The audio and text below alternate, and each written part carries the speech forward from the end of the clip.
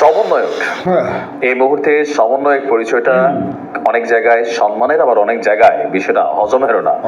তো যাই হোক, সমন্বয়কদের সাপোর্টার যেমন আছে, এই মুহূর্তে তাদের সমালোচকের সংখ্যা অনেক গুণ বেড়ে গেছে। বিশেষ করে যখন মাহফুজকে আন্তর্জাতিক পরিমণ্ডলে doctor Mohammad Yunus as a master mind even এই আন্দোলনটাকে নিয়ে তিনি একটা ভিন্ন বক্তব্য দিয়েছেন, যেটাকে কেন্দ্র করে এই আন্দোলনের কৃতিত্ব নিয়ে নানান প্রশ্ন আসছে। এরই মাঝখানে প্রশ্ন আসছে যে এই সকল কিছুর পেছনে মার্কিন যুক্তরাষ্ট্রের দায়ভার কত। এখানে যারা রাজনৈতিক বিশ্লেষক আছেন তারা নানান রকম মত দিচ্ছেন, তবে সবচেয়ে বেশি যে মতটা আসছে সেই মতটা হচ্ছে বাংলাদেশে নতুন একটা রাজনৈতিক দলের আবির্ভাব ঘটতে যাচ্ছে। আর এই ঘটনাটা ডক্টর ইউনূসের মতো যিনি মাস্টারমাইন্ড, যদিও সে বলছে যে আমি মাস্টারমাইন্ড না, এখানে সবারই ভূমিকা ছিল, প্রত্যেক দল, ব্যক্তি, ছাত্র জনতা সবারই, যারা 16 বছর নানান ধরনের নির্যাতন সহ্য করেছে, তো তারা কেন আসলে নতুন একটা রাজনৈতিক দল আসকে সেই দলকে ভোট দিবে, এটার সপক্ষে বেশ কিছু বক্তব্য দিয়েছেন। আর বলা হচ্ছে যে বিএনপি বা জামাতকে যদি ক্ষমতায় আসতে হয় তাহলে বেশ কিছু কর্মকাণ্ড করতে হবে।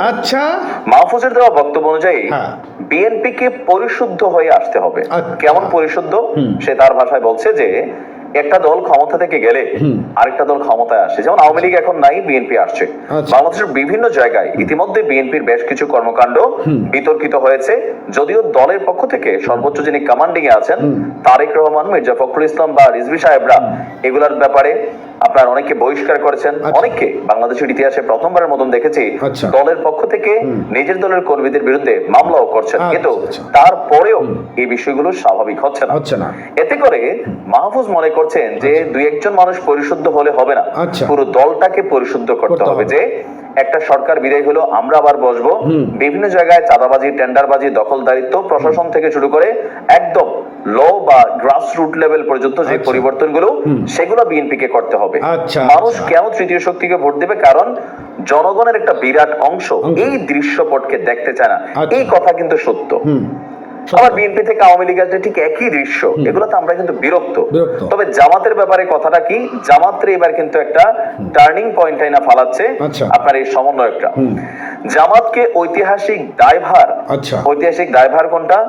1971 সালে জামাতের যে ভূমিকা, এটা সম্পর্কে পজিটিভ কথা বলার মতন আসলে কোনো কারণই নাই, কারণ ওই মুহূর্তে তাদের অবস্থানটা ছিল বিতর্কিত। আর সেটা নিয়ে আনুষ্ঠানিকভাবে জামাত আজকের দিন পর্যন্ত রাষ্ট্রের কাছে বা জনগণের কাছে ক্ষমা প্রার্থনা করেনি। তো সমন্বয়ক মাহফুজ বলছেন, বা উপদেষ্টা এই পর্যায়ে যিনি আছেন, যে 1971-এর ভূমিকার জন্য জামাতকে দায়ভার নিতে হবে বা সেটা সম্পর্কে সরি বলতে হবে। পার্ট 2 হচ্ছে, মানে তার বক্তব্যের একটা অংশ ছিল জামায়াত ঐতিহাসিক দায়ভার আর ফেসিবাদী প্রবণতা ফেলে আসুক। এখন ফেসিবাদী প্রবণতা বলতে কোনটা বোঝানো হয়েছে আই এম নট ক্লিয়ার, কারণ জামাত এককভাবে রাষ্ট্র ক্ষমতায় আসে নাই। এখন ফেসিবাদ বলতে জামাতের ফেসিবাদ কোনটা আমি জানি না, অথবা ধরেন আমাদের সরকারগুলোর মধ্যে একটা ফেসিবাদী মেন্টালিটি অলওয়েজ হয়ে যায়, সেটাই বুঝেছেন নাকি অন্য কিছু বুঝেছেন জানি না। তো মাহফুজের বক্তব্য, এই বিষয়গুলো যদি আমাদের রাজনৈতিক দলগুলো অনুধাবন করতে না পারে তাহলে মানুষ তাদেরকে ক্ষমতায় দেখতে চায় না। তো আওয়ামী লীগের ব্যাপারে চিন্তা ভাবনা কি মাহফুজের? আমি প্রথম থেকে বলছি আওয়ামী লীগের ব্যাপারেও মাহফুজের যে থিমটা সুন্দর। তার বক্তব্য হচ্ছে এই দেশে কোন দলকে বাদ দিয়া আপনি দেশকে স্থিতিশীল বা একটা টার্গেটে পৌঁছাতে পারবেন না। কেন? প্রত্যেকটা দলেরই নির্দিষ্ট একটা অনুসংখ্যক মানে অনুসারী রয়েছে। জামাতের রাজনীতি যখন আওয়ামী লীগ বন্ধ করে দিছিল প্রকাশ্যে, জামাত কি করছে? সে আওয়ামী লীগের ঘাড়েই কিন্তু বসে গেছে, আওয়ামী লীগের ঘরেই ঢুকে গেছে। এখন আমরা দেখছি একের পর এক চাঞ্চল্যকর তথ্য। আওয়ামী লীগকে ব্যান করে দেওয়া মানে এই দেশের মিনিমাম লেভেলে 35 to 40% ভোট কিন্তু আওয়ামী লীগের আছে, এটা আছে। এখন এই মানুষগুলো আসলে কোথায় যাবে? তারা নতুন কোন ফন্দি ফিকির করবে রাষ্ট্রকে অস্থিতিশীল করার জন্য, দেশকে অস্থিতিশীল করার জন্য, যেমনটা এখন বলাও হচ্ছে বিভিন্ন কর্মকাণ্ড এখানে আওয়ামী লীগ এই সকল কর্মকাণ্ডগুলো করছে। এগুলোতে কি হবে? দেশের ক্ষতি হবে, জানমালের ক্ষতি হবে, রাষ্ট্র অস্থিতিশীল থাকবে। তো মাহফুজের বক্তব্য হচ্ছে আওয়ামী লীগ যা করছে সেটার জন্য তারা মানে অন্যায়ের শাস্তি ভোগ করে সকল যে মেন্টালিটি বা যে চিন্তা চেতনা ভিতরে নফসের মধ্যে ঢুকে গেছে, জুলুম নির্যাতনের বা আরো যে বিষয়গুলো আছে সেগুলোকে পরিহার করে তারাও আবার কামব্যাক করে আসা আপনার একটা নতুন রাষ্ট্র গঠন করতে হবে।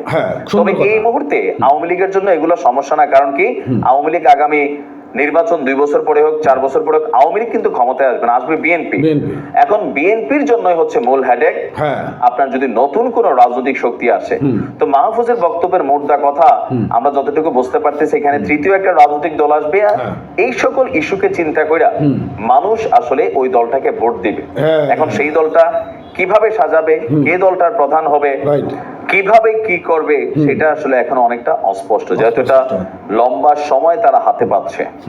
তো সেই সময়টার মধ্যে হয়তো অনেক কিছু হবে। আর যারা রাজনৈতিক বিশ্লেষক আছেন আপনারা সবাই গুলো খেয়াল করছেন, সমন্বয়কদের পক্ষে প্রথম দিকে যতগুলো শক্তি রাজনৈতিক ভাবে সবাইকে সাপোর্ট করছে, কিন্তু আস্তে আস্তে ক্ষমতার ইস্যুতে এই সমন্বয়কদের অনেক কর্মকাণ্ডই দলগুলো সম্পর্কে এই যে মন্তব্য করছে ঢালাও ভাবে একের পর এক, দলের যারা প্রধান আছেন বা নেতা কর্মী আছেন তারা কিন্তু মনে করতেছেন তুমি কে, তুমি কেন এত বুদ্ধি দিবা, এগুলো কেন বোঝাচ্ছ মানুষকে যে হ্যাঁ আমাদের নেগেটিভ জিনিসগুলো দেখায় তোমরা একটা দলাই না যে আমরা পজিটিভ করব।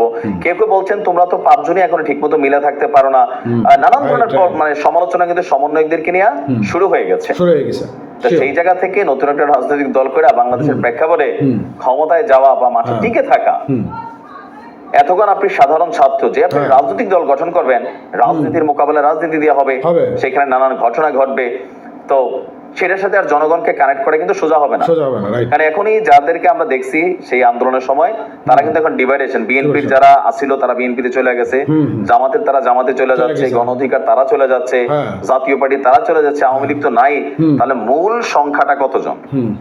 বিভিন্ন বলছেন যে এখন ডাক দিলে নাকি 1000 মানুষও তারা পাবে না, কোন এক প্রয়োজনে হয়তো বোঝা যাবে আর কি আসলে তাদের শক্তিটা কতটুকু আছে।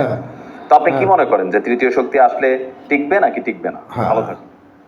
তো বন্ধুরা, এই ছিল আজকের মতন সর্বশেষ আপডেট। ভালো থাকবেন, সুস্থ থাকবেন, চ্যানেলটি সাবস্ক্রাইব করবেন, আর আপনার মন্তব্যটি অবশ্যই জানিয়ে দেবেন, আর পরবর্তী ভিডিও পেতে সাবস্ক্রাইব করতে ভুলবেন না। ধন্যবাদ।